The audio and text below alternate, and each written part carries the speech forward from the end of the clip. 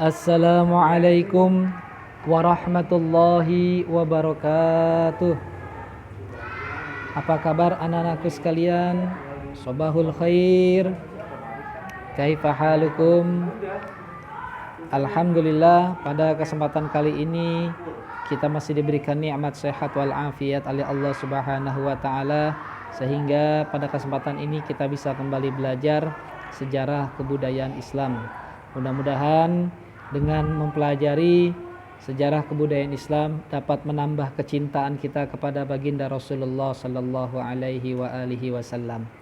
Anak-anakku sekalian, kita pada hari ini akan belajar tentang akhir hayat baginda Nabi Muhammad sallallahu alaihi wasallam. Baiklah, persiapkan buku kalian, kemudian buka halaman 68. Kita akan mempelajari kisah wafatnya Nabi Muhammad sallallahu alaihi wasallam dan sikap sahabat atas wafatnya Nabi Muhammad sallallahu alaihi wasallam. Setelah kita ketahui bahwasanya sebelum Rasulullah sallallahu alaihi wasallam wafat, Rasulullah pada tahun 10 Hijriah telah melaksanakan ibadah haji atau yang disebut dengan haji wada. Haji wada itu berarti haji perpisahan. Tepatnya pada tanggal 25 Zulqa'dah tahun 10 Hijriah atau tanggal 20 Februari tahun 632 Masehi. Kemudian setelah pelaksanaan haji wada, baginda Rasulullah sallallahu alaihi wasallam mengalami sakit. Tepatnya 2 bulan setelah haji wada, beliau sudah mulai mengalami demam, kemudian badannya lemas. Walaupun demikian beliau tetap semangat, tetap memberikan contoh, tetap memberikan pembelajaran kepada kaum muslimin tentang makna taat pada Allah Subhanahu wa taala. Rasulullah tetap mengimami salat. Kemudian 3 hari menjelang wafatnya Rasulullah tidak dapat mengimami salat. Kemudian Rasulullah pun pernah berwasiat di dalam khutbahnya, di mana isinya itu, aku berwasiat pada kalian untuk berbuat baik terhadap orang-orang Ansor. Sebagaimana kita ketahui, ada yang disebut dengan kaum Ansor, ada yang disebut dengan kaum Muhajirin. Sudah kita bahas pada materi sebelumnya. Kemudian siapakah orang yang menggantikan Rasulullah sallallahu alaihi wasallam menjadi imam?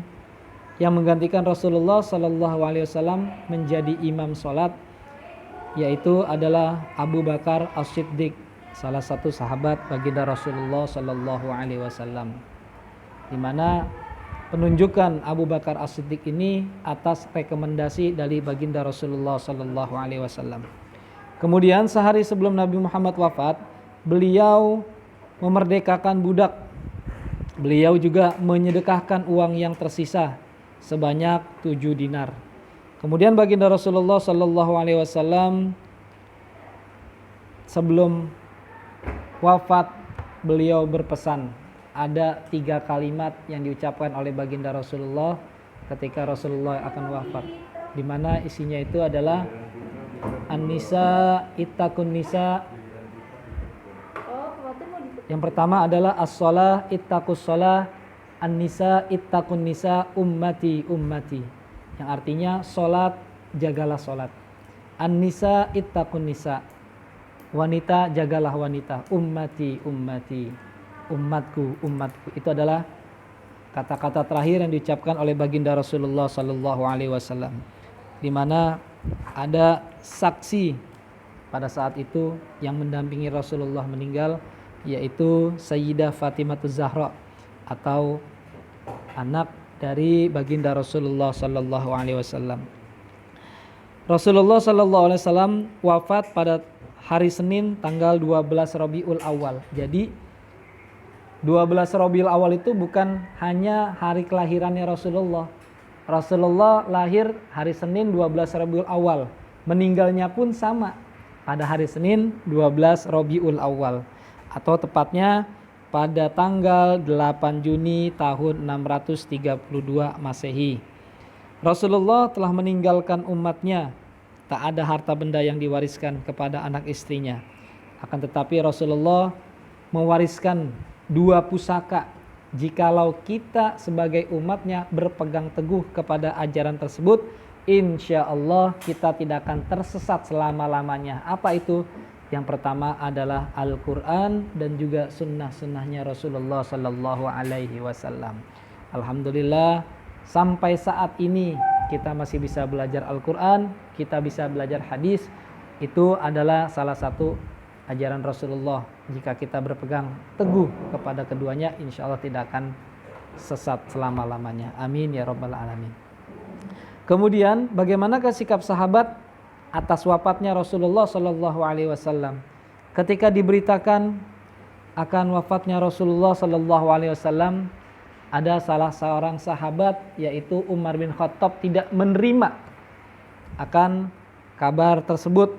Bahkan Umar bin Khattab berkata, barang siapa yang beranggapan bahwasanya Rasulullah wafat, maka kaki dan tangannya akan dipotong. Wal iyadzu billah. Akhirnya sahabat Abu Bakar As-Siddiq dengan segala kebijaksanaannya menjelaskan kepada Umar bin Khattab bahwasanya Nabi Muhammad benar-benar sudah meninggal dunia, dengan menjelaskan firman Allah Subhanahu wa taala surah Ali Imran ayat ke-144 yang berbunyi Bismillahirrahmanirrahim, wa ma Muhammadun illa rasul qad khalat min qablihir rusul afa immata aw qutilan qalabtum ala aqabikum wa may yanqalib ala aqibaihi falayyadurrallaha syai'a wa sayajzillahu syakirin, yang artinya, dan Muhammad hanyalah seorang rasul.